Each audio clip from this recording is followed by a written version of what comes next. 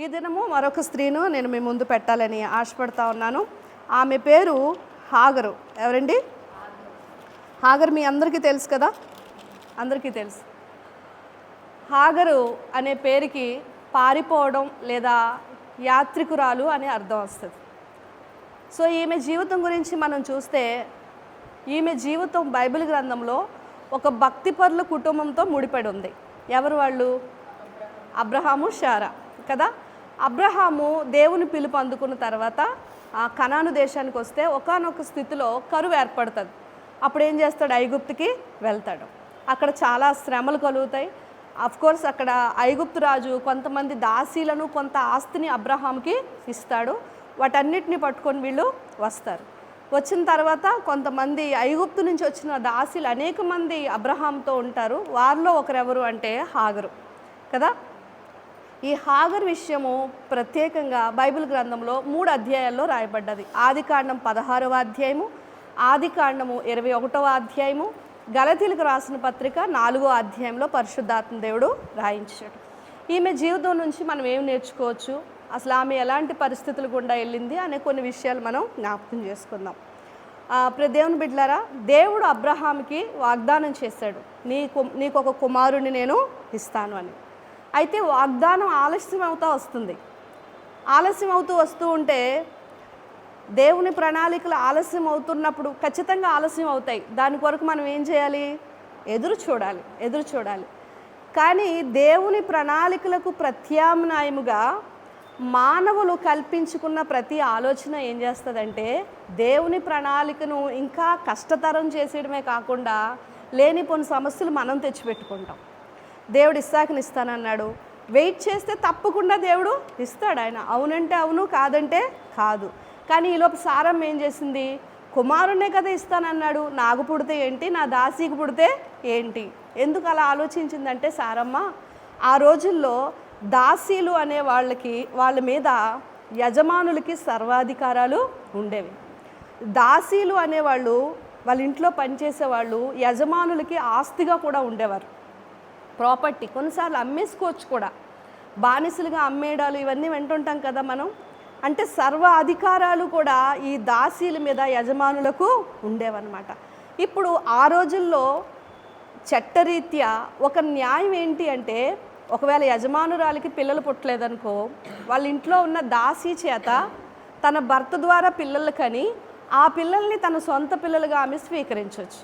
So సారా చేసిన దానిలో కూడా ఆ రోజుల్లో చట్టబద్ధమైన న్యాయం అనేది ఒకటి ఉంది. నమ్మకపోవడం తప్పు దేవుని వాగ్దానాన్ని, కానీ చేసింది తప్పు అని కూడా మనం అనడానికి లేదు. ఎందుకంటే ఆ రోజుల్లో అదొక పద్ధతి. అలా సో ఏముంది, లేట్ అవుతూ ఉంది అని చెప్పి ఉన్న దాసీలు అందరిలో కూడా ఎవరిని సెలెక్ట్ చేసింది? హాగర్ని సెలెక్ట్ చేసింది. అంటే సారమ్మ హాగర్ని మిగిలిన వాళ్ళందరిలో హెచ్చించిందని మనం చెప్పాలి, అంతే కదా. తన యజమానుడు అబ్రహాం చాలా గొప్పవాడు. అలాంటి ఒక అతని దగ్గరికి ఒక దాసిని తీసుకొని వెళ్ళింది అంటే, మరి ఉన్నవాళ్ళలో హాగర్ నమ్మకస్తురాలో లేకపోతే ఆమెలో ఏ గొప్పతనం ఉందో మనకి తెలియదు. కానీ సారమ్మ మాత్రం ఆమె స్థితిని ఏం చేసింది? హెచ్చించింది. ఆ విధంగా తాను కోరుకోకపోయినా, తాను అనుకోకపోయినా హాగరు అబ్రహాముకి భారీగా చేయబడ్డారు. ఇంతవరకు బాగుంది ప్రియులారా. అయితే హాగరు జీవితము ఎప్పుడైతే అబ్రహాముకి భార్యగా అయ్యిందో, మీరు 16వ అధ్యాయం 4వ వచనంలో ఒక మాట చూడండి. 16వ అధ్యాయం 4వ వచనం, ఆదికాండం. అందరూ చూడండి.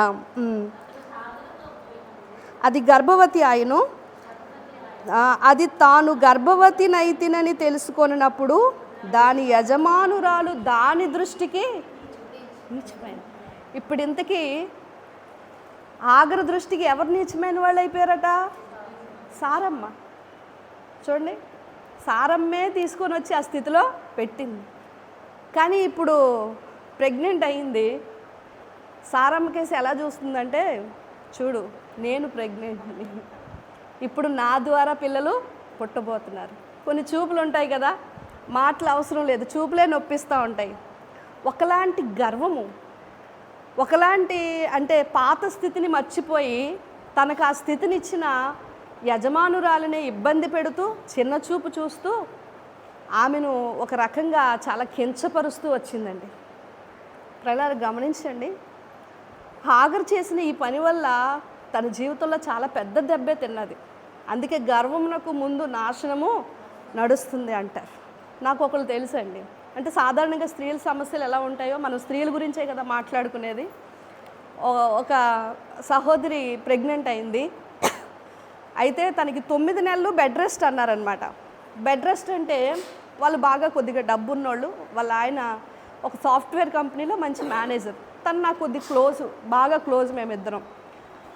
సో హైదరాబాద్లో తను ఉన్నప్పుడు నేను చూడడానికి కూడా వెళ్ళాను తన దగ్గరికి. విషయం చెప్పింది, తను బెడ్ రెస్ట్ కదా, తనకి హెల్ప్ చేయడానికి ఎవరైనా ఉంటే బాగుండు అని వాళ్ళ చుట్టాల్లో అసలు తినడానికి కూడా తిండి లేని అలాంటి పరిస్థితిలో ఉన్న ఒక అమ్మాయిని తీసుకొని వచ్చి తనకి హెల్ప్ చేయడానికని అన్నీ చూసుకోవడానికి పెట్టుకుంటే 9 నెలలు ఈవిడ బెడ్ దిగడానికి అవ్వదు. ఆమెకు అన్నీ చూస్తుంది, బాగానే ఉంది. ఇంట్లో ఈ కాయగూరలు కావాలన్నా, ఏ సామాన్లు కావాలన్నా ఈ అమ్మాయే వెళ్ళి తేవాలి కదా. మెల్లిగా వీళ్ళ తీసుకొచ్చిన అమ్మాయి, అంటే ఎవరైతే ప్రెగ్నెంటో వాళ్ళ ఆయనతో బయటికి వెళ్ళడం, సామాన్లు తేవడం, అవి ఇవి తేవడం అన్నీ చేసిన తర్వాత అతను చాలా మంచి ఆయన, చాలా జెంట్ల్మెన్ అనమాట. వీళ్ళిద్దరు వైఫ్ అండ్ హస్బెండ్స్ కూడా చాలా మంచి రిలేషన్ కలిగిన వాళ్ళు. ఇదే అవకాశంగా తీసుకొని ఆ పాప అతనితో బట్టలు కొనిపించుకోవడం, అతనితో చెప్పులు కొనిపించుకోవడం, తన కోరికలన్నీ తీర్చేసుకోవడం. ఇంకా ఆఖరికి ఈ నెలలు నిండుతున్న కొలది తనకి ఈ సమస్య కంటే, ప్రెగ్నెన్సీ సమస్య కంటే ఈ అమ్మాయి పెద్ద సమస్యగా మారిపోయింది. చివరికి ఏంటంటే మేము వెళ్ళొస్తాము, నువ్వు ఉండు అన్నట్లుగా మాట్లాడే స్థితికి వచ్చేసింది అనమాట. నిజానికి తను చాలా మంచిది.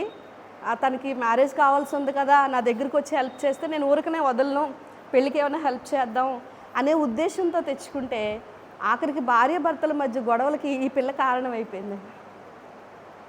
ఇంకా మేకప్లు చేసుకోవడం, ఇంకా పల్లెటూరు నుంచి సిటీకి రాగానే ఇంకా వైఖరి అంతా మారిపోయి, ఈ రోజుల్లో మనకి యూట్యూబ్లు, టీవీలు ఏం కొదువులేవు కదా, అడ్డమాన గడ్డి రాస్తూ ఉంటారు. సో ఇవన్నీ కొనిపించుకోవటం, స్టైల్గా తయారవటం, ఇలా చేస్తున్నప్పుడు తను మానసికంగా చాలా బలహీన పడిపోయిందండి. చాలా ఇబ్బంది పడిపోయి చెప్పిన మాట ఏంటంటే, ఏదో బ్రతుకుతారని కనికరిస్తాము, కానీ తిరిగి మన మీదే ఇలాగా అవుతూ ఉంటారు. నిజంగా హాగర్ని ప్రేమించిందండి సారా. తన మీద ఉన్న అధికారాన్ని బట్టి భర్తకి భార్యగా చేసి ఒక పిల్లాడిని కానీ నేను పెంచుకుందాం, మన ఇంట్లో ఒక మనిషిగానే ఉంచుకుందాం, మంచి ఆలోచనతోనే చేసింది. అఫ్కోర్స్ హాగర్ ప్రమేయం లేనప్పటికీ, ఆగరం కోరుకోలేనప్పటికీ తన అవసరతను బట్టే చేసింది. కానీ అక్కడ చూడండి, యజమానురాల్ని ఎలా చూస్తుంది, చిన్న చూపు చూడడం మొదలుపెట్టింది. నిజంగా సారమ్మ గారికి ఒళ్ళు మండిపోయిందండి. సారా పేరు ఫస్ట్ జగడగొండి అని అర్థం వస్తుంది, తర్వాత ఆమెను దేవుడు జనములకు తల్లిగా మారుస్తాడు. నిజంగా సాధారణంగా స్త్రీలు ఫస్ట్ ఎలా ఉంటారు అంటే, దేవుళ్ళలోనికి రాకముందు మనం అందరం జగడగొండి, గయ్యాళి, నువ్వే నా ఇంటికి వస్తే తిరిగి నాకే ఇలా చేస్తావా అని చెప్పేసి డైరెక్ట్గా అబ్రహాం దగ్గరికి వెళ్ళి, ఇదేంటి ఇలా చేస్తుందండి, అసలు దీని వాలకం గమనిస్తున్నారా అని చెప్పి బీపీ రేజ్ అయిపోయి మాట్లాడుతూ ఉంది సారా. మాట్లాడుతుంటే అబ్రహాం మంచోడు కదా, అదేంటి సారా, నువ్వు చేసిన పనే కదా, ఇప్పుడు నీ చేతిలో ఉంది, నీ దాసి, సర్వాధికారాలు నీ మీద ఉన్నాయి కాబట్టి ఆమెను నువ్వు పంపించేయాలంటే పంపించేసే, దాని గురించి నువ్వెందుకు అంత వరి అయిపోతున్నావని మనకి ఎల్కానా కనిపిస్తాడు. హన్నాని మరి యొక్క పెనిన్న ఏం చేస్తూ ఉంటుందంటే సూటి మాటలతో పొడుస్తూ ఉంటే ఎల్కానా అంటాడు, ఎందుకు అలా బాధపడిపోతున్నావు, పిల్లలు లేరని, 10 మంది పిల్లలతో సమానమైన వాడిని నేను లేను. నిజం కొంతమంది భర్తలండి చాలా బాగా చూసుకుంటారు, భార్య ఇంత బాధపడితే వెంటనే అర్థం చేసుకుంటారు. కానీ కొంతమంది వెంటనే మారిపోతారా, దాన్ని ఎందుకు అంటున్నావు అని హాగర్ సపోర్ట్ వేసుకొని రాలేదు అబ్రహాము. నువ్వెందుకమ్మా అలా అయిపోతున్నావు, ఏదో దాసీలు, నువ్వు కోరుకున్నావు, దేవుని మీద నాకు నమ్మకం ఉంది, నువ్వు చేసిందే, తగిలేయాలంటే తగిలేసే అని చెప్పేసి అన్నాడు. దేవుని బిడ్డలారా, ఇక్కడ హాగర్ నుంచి మనం నేర్చుకోవాలి, ఎప్పుడు కూడా మన పాత స్థితిని మనం ఎప్పుడు కూడా మర్చిపోకూడదు. ఇది గమనించాలి. చాలామంది కొద్దిగా స్థితి పెరిగేసరికి మాట తీరు మారిపోద్ది, చూపు మారిపోద్ది, వ్యవహార శైలి అంతా మారిపోద్ది. ఏదో పుట్టుకతో బాగున్నట్లుగానే మనం ప్రవర్తిస్తూ ఉంటాం. అది ఏమాత్రం మనకి క్షేమము కాదండి. గర్వం వల్లే అసలు గొడవలన్నీ వస్తాయని వాక్యం సెలవిస్తూ ఉంది. 13వ అధ్యాయం 10వ వచనం సామెతలు చూడరా, 13వ అధ్యాయము 10వ వచనంలో చూడండి. అంటే ఒకలాంటి గర్వం వచ్చింది హాగర్లో, నేను అబ్రహాముకి భార్యనైపోయాను అని చెప్పి ఒక గర్వం వచ్చి దానిలో నుంచి గొడవలన్నీ ఎన్ని గొడవలు అయ్యాయో తెలుసు కదా. 2 భార్యలు అయితే ఆ పరిస్థితులు ఎలా ఉంటాయో మనకు తెలుసు. ఏమవుతుందిరా, జగడమే పుట్టును. చాలండి. గర్వం వల్ల ఏం పుడుతుంది? జగడం. తగ్గించుకుంటే గొడవలు ఉండవు కదా. గర్వానికి పోయింది, చిన్న చూపు చూసింది, స్థితిని మర్చిపోయిందండి. ఎప్పుడు కూడా దేవుని బిడ్డలు కూడా మనం ఏ స్థితిలో నుంచి వచ్చామో ఆ స్థితి ఎప్పుడు కూడా మర్చిపోకూడదు. ఆ స్థితి మర్చిపోతే మనకి గర్వం వస్తుంది, దానివల్ల నాశనము జగడము అనేది వస్తుంది. ఇది ఎప్పుడు గమనించండి. ఏదో 4 రూపాయలు పెరిగాయని మనం ఎప్పుడు మన వైఖరి మార్చుకోకూడదు. యేసు ప్రభు ఎప్పుడు మన ముందు ఉన్నారు. ఆయన తండ్రితో సమానముగా ఉండుట విడిచిపెట్టకూడని భాగ్యమని ఎంచుకొనలేదు, కానీ దాసుని స్వరూపముగా వచ్చి ఏంటండి సిలువ యాగాన్ని ఆయన భరించి తన్ను తాను తగ్గించుకున్నాడు. భూలోకానికి వచ్చినప్పుడు యేసుప్రభు వారికి ఎంత అధికారం, అందులోనూ ఆయన ఏమన్నా ముందు బాగలేక తర్వాత బాగున్నాడు, అన్నీ వదులుకొని లోకానికి వచ్చి ఆఖరికి పాపాత్ములు ఆయన మీద అనేక నిందలు వేస్తూ అనేక దెబ్బలు కొడుతూ ఉంటే తగ్గించుకొని ఉన్నాడు. దేవుని పిల్లలకి ఎప్పుడు కూడా గర్వము అహంకారం అనేది ఆ వాక్యాలు కానీ తీసుకొచ్చి మీ ముందు పెట్టాను అనుకోండి. లోకాసు వార్తలో మరియమ్మ గారు ఒక మంచి ప్రార్థన చేస్తారు. 1వ అధ్యాయం 51వ వచనంలో గర్విష్ఠులను ఆయన చెదరగొట్టును అంటారు. దేవునికి స్తోత్రం. గర్విష్ఠులు ఏంటండి? చెదరగొట్టును. ఈ విషయాన్ని చూసింది సారా. ఇంకా వెంటనే ఏం చేసిందంటే బయటికి ఇంకా గర్భవతి అని చూడలేదు, ఏమని చూడలేదు. ఆమెను ఇంకా తట్టుకోవడం కష్టమయ్యి బయటికి నెట్టేసింది. దేవుని బిడ్డలారా, బయటికి వెళ్ళిపోతున్నప్పుడు దేవుని మహాకృప, దేవుడు చాలా ప్రేమ కలిగిన దేవుడు. హాగరు ఎక్కడి నుంచి వస్తున్నావు, ఎక్కడికి వెళ్తావు, ఏంటి పరిస్థితి అని అంటే అప్పుడు హాగరు అంటది, ఏం చెప్పమంటావు? చూడండి 7వ వచనం చూద్దామా. యెహోవా దూత అరణ్యములో నీటి బొగ్గ యొద్ద అనగా షూరు మార్గంలో బొగ్గ యొద్ద ఆమెను కనుగొని, సారాయి దాసివైన హాగరు ఎక్కడి నుండి వచ్చితివి, ఎక్కడికి వెళ్ళుచున్నావని అడిగినందున అది ఇప్పుడేమంటుంది? ఏం చెప్పమంటావు? నా యజమానురాలి దగ్గర నుంచి పారిపోయి వస్తున్నాను. ముందు ఈ జ్ఞానం ఉంటే ఈ పరిస్థితి వచ్చేది కాదు కదా. నువ్వేంటి యజమానురాలు, నేను కూడా అబ్రహాముకి భార్యను అని ఫోజులు కొట్టింది. ఇప్పుడు పరిస్థితి ఇలా వచ్చింది. దేవుడు కృప కలిగిన వాడండి. ఎప్పుడు కూడా దేవుడు పక్షపాతం లేని దేవుడు అని చెప్పడానికి నేను చాలా సంతోషిస్తాను. దేవునికి స్తోత్రం. నిజానికి ఇక్కడ హాగరు పరిస్థితిని న్యాయబద్ధంగానే సారా ఎల్లగొట్టినప్పటికీ కూడా అబ్రహాముకి దేవుడు ఒక వాగ్దానం చేశాడు. నీవు ఆశీర్వదించేవారిని నేను ఆశీర్వదిస్తాను, నీవు శపించేవారిని నేను శపిస్తాను. ఇక్కడ దేవదూత మరి హాగరికి ప్రత్యక్షం అవడానికి ఆమె భక్తి కారణం కాదు, కానీ ఆమెకు ఒక అన్యాయం అనేది జరిగింది. ఎందుకంటే తాను కోరుకోలేదు, నేను భార్యను అవుతాను పిల్లలకు అంటానని అనలేదు. అవసరం కొద్దీ సారమ్మే ఆవిడని తీసుకొని వచ్చి అబ్రహాముకి భార్యగా చేసింది. ఇప్పుడు దేవుడు ఆ పరిస్థితి చూస్తున్నాడు. ఏడుస్తుంది, గర్భంతో ఉంది, బయటికి నెట్టివేయబడ్డది. అప్పుడు దేవుడు నా పిల్లలు నిన్ను బయటికి నెట్టేశారు, నేను ఇంక నీ వైపు చూడను అనుకోకుండా ఆమె స్థితిని దేవుడు చూస్తూ వస్తూ ఉన్నాడు. దేవుడి విషయంలో తృణీకరింపబడిన వారిని, ధిక్కరించబడిన వారిని, మనుషుల చేత వెలివేయబడిన వారిని ఆయన ఎప్పుడు చూచే దేవుడై ఉన్నాడు. దేవునికి స్తోత్రం. ఎందుకు హాగరు నీవు చూచుచున్న దేవుడు అని పేరు పెట్టింది అంటే వీళ్ళకైనా పక్షపాతం ఉంది కానీ నీకు పక్షపాతం లేదు అని గ్రహించింది. దేవునికి స్తోత్రం. మనుషులు వాళ్ళ అవసరం కొరకు నన్ను వాడుకుందాం అనుకున్నారు, కానీ వాళ్ళు నమ్మిన దేవుడు మాత్రం నువ్వు నన్ను విడిచిపెట్టలేదయ్యా, నా పరిస్థితిని చూచావు అని చెప్పి ఆమె చూచుచున్న దేవుడు అని పేరు పెట్టింది. ఆమెకు హాగరికి దేవుని దూత ఒక మాట ఇస్తుంది, హాగరు కంగారు పడకు, నువ్వు అణిగి ఉండాలి. నువ్వేం చేయాలి? అణిగి ఉండాలమ్మా, అణిగి ఉండు, వెళ్ళు, అక్కడుండు, నీకు ఒక బిడ్డడు పుడతాడు, ఇష్మాయేల్ అని పేరు పెడతావు, ఆ ఇష్మాయేల్ని నేను ఆశీర్వదిస్తాను, నువ్వేమీ టెన్షను పడకు అని చెప్పి మళ్ళీ దూత తన్ని వారిస్తే అప్పుడు ఏం చేస్తుందంటే మళ్ళీ ఇంటికి వెళ్తుంది. వెళ్ళిన తర్వాత పిల్లోడు పుడతాడు. ఇస్మాయేల్కి 13 సంవత్సరాల వయసు వచ్చేసరికి ఇస్సాకు పుడతాడు కదా, ఇస్సాకు ఒక ఫంక్షన్ చేస్తారు. అప్పుడు మళ్ళీ సేమ్ ప్రాబ్లం రిపీట్ అవుతుంది. అంతకుముందేమో హాగరు సారాని ఇబ్బంది పడితే ఇప్పుడు ఇస్మాయేల్ ఎవరిని ఇబ్బంది పెడుతున్నాడు? ఇస్సాకుని ఇబ్బంది పెడుతున్నాడు. 29వ అధ్యాయం సామెతల గ్రంథం 15వ వచనం ఒకసారి చూడండి. సామెతల గ్రంథం 29వ అధ్యాయం 15వ వచనం చూసినట్లయితే, కలుగు చేయను అదుపులేని బాలుడు ఏం చేస్తాడటండి? తన తల్లికి అవమానము తెచ్చు. మాట వినని పిల్లలు, అదుపులేని పిల్లలు ఎవరికి అవమానం తీసుకొస్తారు? తల్లికి. నిజానికి గతంలో హాగర్కి ఒక దెబ్బ తగిలింది, సరిగ్గా ఉండకపోతే ఇంట్లో నుంచి బయటికి పంపించేస్తారు. కనుక పుట్టిన పిల్లడికి ఏం చెప్పాలంటే, నాన్న మనం ఇక్కడ సర్వాధికారాలు కలిగిన వాళ్ళము కాదు, ఇదిగో సారమ్మని ఇలా గౌరవించు, పుట్టిన ఇస్సాకుని ఇలా చూడు, అబ్రహాంని ఇలా చూడు అని చెప్పడానికి బదులు ఈమె నూరు పోసింది. యథా తల్లి తదా బిడ్డ అంటారు కదా, తల్లి ఒకటైతే బిడ్డ ఒకటి అవదు. కనుక ఈమె చెప్పిన వాటిని బట్టి వాడు కూడా ఏం చేశాడంటే ఇస్సాకుని ఇబ్బంది పెట్టడము ప్రారంభించాడు. రెండోసారి, ఫస్ట్ సారి దేవుడు అవకాశం ఇచ్చాడు, వెనక్కి పంపించాడు. కానీ తను మళ్ళీ అదే విపరీత బుద్ధిని తన కుమారుల్లో నూరిపోసి మళ్ళీ అదే ప్రవర్తన చేసినప్పుడు ఇప్పుడు మళ్ళీ ఏమంటుంది అంటే, నా ఉసురు నీకు తగులుతుంది. సారమ్మ ఏమంటుంది?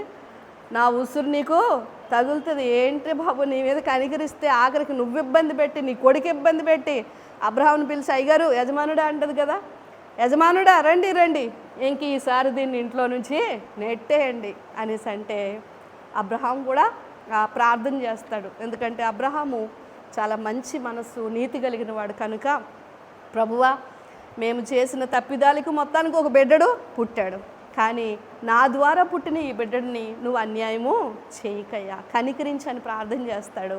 అప్పుడు హాగర్ ఇంట్లో నుంచి వెళ్ళిపోతుందండి. గమనించండి, ఇక్కడ రెండోసారి హాగర్ని దేవుడు ఆశీర్వదించటానికి కారణం ఏంటో తెలుసా? హాగర్లో నేను ఒక మంచి గుణాన్ని కనుగొన్నాను. నిజంగా గర్వంతో తన స్థితిని బట్టి హెచ్చించుకొని నిజంగా ఆశీర్వాదాన్ని కోల్పోయింది. కానీ ఆమె హాగరు వెళ్ళగొట్టినప్పుడు వెళ్ళిపోయిందా? వెళ్ళిపోలేదా? వెళ్ళిపోయింది. అబ్రహాం పంపించేసినప్పుడు వెళ్ళిపోయింది. ఏకంగా మరి ఐగుప్తుకే వెళ్ళిపోవడానికి రెడీ అయిపోయింది. మళ్ళీ ఇప్పుడు దూత ఏమంటుంది? నువ్వు వెళ్ళొద్దు, వెనక్కి వెళ్ళు అంటుంది. రెండోసారి దూత ఎదుర్కొని ఏమంటుంది అంటే, ఇప్పుడు వెనక్కి వెళ్ళకు, నీ ఊరు వెళ్ళిపో అంటే ఎవరేం చెప్పినా హాగరు వింటుంది. దేవునికి స్తోత్రం. ఆమె విధేయత నాకు చాలా నచ్చింది. సారా వెళ్ళిపోమంటే నేను ఎందుకు వెళ్ళాలి అని ఎదిరించలేదు. అబ్రహాం వెళ్ళిపోమ్మా, ఇంక ఈ సమస్యలన్నీ మనకు వద్దు, నీకు దేవుడు న్యాయం చేస్తాడు, నేను ప్రార్థన చేశాను అనగానే వెళ్ళిపోయింది. దూత ఒకసారి ఇంటికి వెళ్ళమన్నది, ఒకసారి ఐగుప్తు వెళ్ళిపోమన్నది, అయినా వినింది. ఆమె విధేయతను బట్టి, తన వెనుక ఉన్న యొక్క అబ్రహాము ప్రార్థనని బట్టి, దేవుని కనికరాన్ని బట్టి హాగర్ని దేవుడు ఆశీర్వదించాడు. దేవునికి స్తోత్రం. హల్లెలూయా. నిజంగా ఏమంటాడంటే, నీ బిడ్డడు, నీకు పుట్టిన బిడ్డడు కూడా, ఇగో అతని నుంచి 12 మంది రాజులు వస్తారు, వాళ్ళు చక్కగా మంచి స్థితులు కలిగి ఉంటారు, నేను ఆశీర్వదిస్తున్నాను, నువ్వు వెళ్ళిపో అని చెప్పేసి దేవుడు ఆమెను కనికరించాడు. విధేయత కలిగి జీవించటం వల్ల ఆమె అది పొందుకుంది. అయితే హాగర్లో ఒకటి మనం గమనించాలి, ఏంటి అంటే, ఆమె కానీ ఒకవేళ ఆ హెచ్చింపుకి వెళ్ళిపోకుండా ఉంటే, ఆ గర్వానికి కానీ వెళ్ళిపోకుండా ఉండుంటే, నిజంగా అబ్రహాము ఇంటిలో సమాన వారసత్వాన్ని పొందుండేది. దేవునికి స్తోత్రం. ఎందుకంటే అబ్రహాముకి దేవునికి మధ్య చిన్న డిస్కషన్ జరిగినప్పుడు అబ్రహాం ఏమో ఇస్మాయిల్ గురించి ప్రార్థన చేస్తాడు. ఇస్సాకు అంటున్నావు, ఎప్పుడో పుడతాడు, వాడి సంగతి తర్వాత పక్కన పెట్టు, ముందు వీడిని ఆశీర్వదించు అని అంటే, ఇతనే నా వారసుడు అన్నట్లుగా అబ్రహాం కూడా డిసైడ్ అయిపోతాడు. ఎందుకంటే ఇస్సాకు ఇంకా పుట్టలేదు కదా. అప్పుడు దేవుడు 1కి 10 సార్లు అంటాడు, అబ్రహామా, నేను నీకు బిడ్డని ఇస్తాను, నీకు బిడ్డని ఇస్తాను, ఇస్సాకు వలనదే నీకు సంతతి అనబడుతుంది, కానీ ఇష్మాయేలు ఏమాత్రము నీకు వారసుడు కాడు అని దేవుడు 1కి 10 సార్లు చెప్తాడు. నాకు అనిపించింది, ఒకవేళ హాగర్ వల్ల కానీ ఈ కుటుంబానికి ఏ సమస్య రాకపోయి ఉంటే, అబ్రహాము వాగ్దానంలో ఇష్మాయేలు కూడా పాలు పంచుకునేవాడు. దేవునికి స్తోత్రం. భౌతిక సంబంధమైన ఆశీర్వాదం అయితే దేవుడు ఇచ్చేశాడు, కానీ ఆత్మ సంబంధమైన ఆశీర్వాదం, ఆ రక్షణ భాగ్యం అనేది వారు కోల్పోయారు. కనుక దేవుని బిడ్డలారా, దేవుడు ఎంత గొప్పవాడో ఆలోచించండి. ఎలాంటి వారినైనా ఆయన దృష్టించి సహాయము చేస్తాడు. ఒక గర్భవతికి దేవుడు ఒక చక్కని పరిస్థితులను ముందే సమకూర్చుంచాడండి. ఒక దిక్కులేని స్త్రీ, ఇంట్లో నుంచి బయటికి నెట్టివేయబడి ఏడుస్తున్న ఒక స్త్రీకి దేవుడు తన పట్ల కూడా కృప చూపించడానికి ఒక ప్రణాళికను కలిగి ఉన్నాడు. నీటి బుగ్గొందు చూడు, అక్కడ నీటి బుగ్గొందు చూడు, నువ్వు తాగు, నీ పిల్లడికి దాహం తీర్చు అంటే దేవుడు దేవుని బిడ్డలారా, అందుకే ఆయన చూచుచున్న దేవుడు అయ్యాడు. చూచుచున్న, పక్షపాతం లేని దేవుడు. అబ్రహాము చేసిన ప్రార్థన బట్టి ఏమాత్రము తోలనాడకుండా, అన్యురాలని కూడా చూడకుండా హాగరికి దేవదూత ప్రత్యక్ష అవడం నిజంగా చాలా సంతోషం అనిపించింది. దేవునికి స్తోత్రం. అంటే దేవుడు ఎవ్వరి పట్ల కూడా పక్షపాతం అనేది చూపించే దేవుడు ఏమాత్రం కాదు. ఇష్మాయేలు అని పేరు పెట్టు అన్నాడు. ఇష్మాయేల్ అంటే అర్థం ఏంటో తెలుసా? యెహోవా వినును అని అర్థం. దేవుడు వినును. ఇక్కడేమో హాగరు ఏం పేరు పెడుతుంది? దేవుడు చూచును. దేవుడు వినును, దేవుడు చూచును. కొన్ని సమస్యలు వినాలి, వినడం వల్ల సమస్యలు తీరుతాయి. కొన్ని పరిస్థితులు చూడాలి. దేవుడు నీ మొరను వింటాడు, నీ పరిస్థితుల్ని చూస్తాడు. దేవునికి ఇస్తాడు. స్త్రీలుగా ఇక్కడ చూడండి, కుటుంబ సమస్యలండి. ఒక కుటుంబంలో ఆశీర్వాదానికి వారసులు అవ్వాల్సిన కుటుంబంలో హఠాత్తుగా వచ్చి పడిన పరిస్థితులు. సాతాను కూడా దేవుని బిడ్డలారా, కొన్నిసార్లు మనుషులు నిర్ణయాలు బట్టే ఇలా జరుగుతాయి. కొన్నిసార్లు సాతాను కూడా కుటుంబాల్లో ఎలా చేస్తాడో తెలుసండి, అస్తవ్యస్తాన్ని సృష్టిస్తూ ఉంటాడు. చిన్న చిన్న వాటిని బట్టి భార్యాభర్తల మధ్య వైవిధ్యాలను తీసుకొచ్చి గందరగోళాన్ని, అస్తవ్యస్తాన్ని, అశాంతిని తీసుకొస్తాడు. ఆఖరికి పండు తిన్న తర్వాత చూడండి, ఆ మొదటి కుటుంబంలో ఏమైంది అంటే భార్యాభర్తల మధ్య గొడవలు అయిపోతుంది. నువ్వే ఇలా చేస్తావు, నువ్వే ఇలా చేసావు అంటే, నేను చేస్తే చేశాను, నేను చెప్తే చెప్పాను, నువ్వు కూడా తినేయాలా, ఇంక వీళ్ళిద్దరికీ గొడవ అయిపోతుంది. ఎవరికి? ఆదాముకి అవ్వకిని.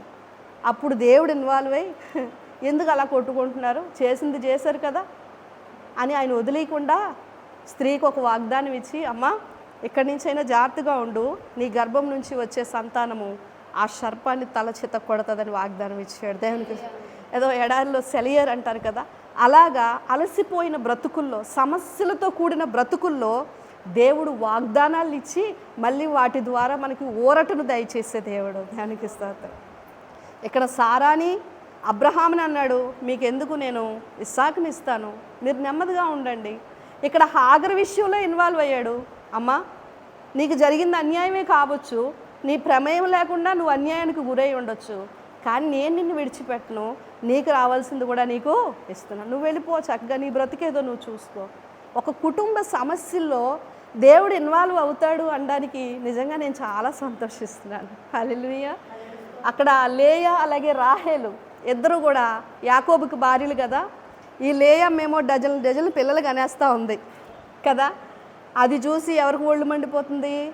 రాహేలుకి. కాలర పట్టుకుందంటే యాకోబుని, నువ్వు నాకు పిల్లలు ఇవ్వండి, ఏం పిచ్చిదానా, నేను ఏమన్నా దేవుడిని అంటే నీకు పిల్లలు ఇవ్వడానికి? నేను పిల్లల్ని ఇవ్వలేను, దేవుడు నీకు పిల్లలను ఇస్తాడన్నప్పుడు దేవుడు నిజంగా రాహేలు మొరను చూసి, రాహేలు బాధను చూసి ఆమెకి ఇవ్వాల్సిన పిల్లల్ని ఆమెకి ఇస్తాడు, వాళ్ళకి ఇవ్వాల్సిన వాగ్దానాలు వాళ్ళకి ఇస్తాడు, లేయా పిల్లలకి ఇవ్వాల్సిన వాగ్దానాలను లేయాకి ఇస్తాడు. టోటల్ ఆ కుటుంబంలో మనుషులు సృష్టించుకున్న సమస్యలకి దేవుడు ఎక్కడికక్కడ చక్కని పరిష్కారాలు ఇస్తూ వచ్చాడు. దేవునికి స్తోత్రం. ఎవరి జీవితాలు పరిపూర్ణమైనవై ఉండవండి. స్త్రీల వల్ల కావచ్చు, పురుషుల వల్ల కావచ్చు, కుటుంబాల్లో కొన్ని సమస్యలు అనేవి కలుగుతాయి. కానీ దేవుని బిడ్డలుగా తిరిగి మళ్ళీ ఆయన మీద మనం ఆధారపడినప్పుడు ప్రతి సమస్యకి కూడా ఆయన చక్కని పరిష్కారాలు ఇస్తూ వచ్చాడు. ఎన్ని కుటుంబాల్లో ఆయన ఇన్వాల్వ్ అవుతున్నాడు. అక్కడ హన్నా కుటుంబంలో ఇన్వాల్వ్ అయ్యాడు దేవుడు, అక్కడ రూతు కుటుంబంలో దేవుడు చొరవ తీసుకున్నాడు, ఇక్కడ అబ్రహాము కుటుంబంలో, అక్కడ యాకోబు కుటుంబంలో. ఏంటంటే అసలు దేవుడు. స్త్రీలుగా మనకు ఒక ధైర్యం ఉండాలి. నా కుటుంబ సమస్యల్లో కూడా దేవుడు నాకు సహాయం చేసే దేవుడై ఉన్నాడు. హల్లెలూయా. ఎలాంటి పరిస్థితినైనా దేవుడు చూస్తూ ఉన్నాడు. అది ఎప్పుడు కూడా మనం మర్చిపోకూడదు. ఎలాంటి పరిస్థితినైనా దేవుడు చూస్తూ ఉన్నాడు. అయితే మనం ఏం చేయాలో తెలుసండి. మనం ఏం చేయాలి అంటే, ఒకసారి తెస్సలోనికలకు రాసిన 2వ పత్రిక 3వ అధ్యాయము 9వ వచనం ఒకసారి చూడండి. తెస్సలోనికలకు రాసిన 2వ పత్రిక 3వ అధ్యాయము 9వ వచనం.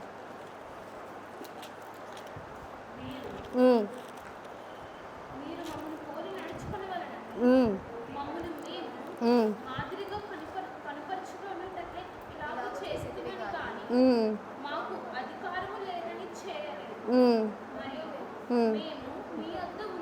ఉమ్, ఉమ్. 2 తెస్సలోనికైలకు రాసి చదువుతున్నారా? ఓకే. ఆ, ఆ, ఆ, ఆ, ఆ, ఉమ్, ఆ. చాలరా రిఫరెన్స్ ఏముంటుందంటే మరి నేను మిస్టేక్గా రాసుకున్నాను, క్షమించాలి. మీ పిలుపును గూర్చి మీ ఏర్పాటును గురించి మీరు జాగ్రత్త కలిగి ఆ పిలుపును బట్టి ఏర్పాటును బట్టి మీరు అతిశయించకూడదు అని ఉంటుంది. ఏంటండి? మన పిలుపును బట్టి మన యొక్క ఏర్పాటును బట్టి మనం జాగ్రత్త పడాలి, కానీ ఆ పిలుపును బట్టి మనం ఏం చేయకూడదు.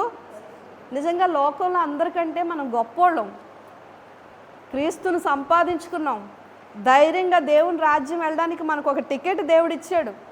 మనం ప్రార్థన చేస్తే దేవుడు వింటాడు, మన సమస్యల్లో దేవుడు చొరవ తీసుకొని సమాధానాలు ఇస్తాడు. మనకు ఒక తండ్రిగా ఆయన ఉన్నాడు, మనకు ఒక కాపరిగా ఆయన ఉన్నాడు. ఇవన్నీ మామూలు విషయాలు కాదు, లోకానికి ఏమి ఇవన్నీ లేవు. కానీ వీటన్నిటిని బట్టి మనం ఏం చేయాలి? అతిశయానికి మాత్రము వెళ్ళకూడదు. దేవుడిచ్చిన ఆధిక్యతను బట్టి మనం ఏమై ఉండాలి అంటే ఆయనకు లోబడి జీవించాలి. తన్ను తాను తగ్గించుకున్నవాడు హెచ్చింపబడతాడు, హెచ్చించుకున్నవాడు ఏమవుతాడు? తగ్గింపబడతాడు. హాగరుకి ఎలాగైతే అబ్రహాం ఇంటిలో ఒక స్థానం వచ్చిందో, ఈరోజు మనందరికీ దేవుని ఇంటిలో దేవుడు ఒక స్థానాన్ని ఇచ్చాడు. కనుక నేనంతా నీవంతా అనడానికి ఏమీ లేదండి. ఆ పిలుపుని బట్టి ఏర్పాటును బట్టి మనం ఆయనకి లోబడి జీవించాలి. ఆ యొక్క హాగరు జీవితంలో తాను గర్వించిన విధానాన్ని బట్టి లేనిపోని గందరగోళ సమస్యలన్నీ తెచ్చుకుంది. ఆఖరికి ఆత్మీయ ఆశీర్వాదంలో ఆమె పాలిభాగస్తురాలు అవ్వలేదు. అది నాకు బాగా బాధను కలిగించింది.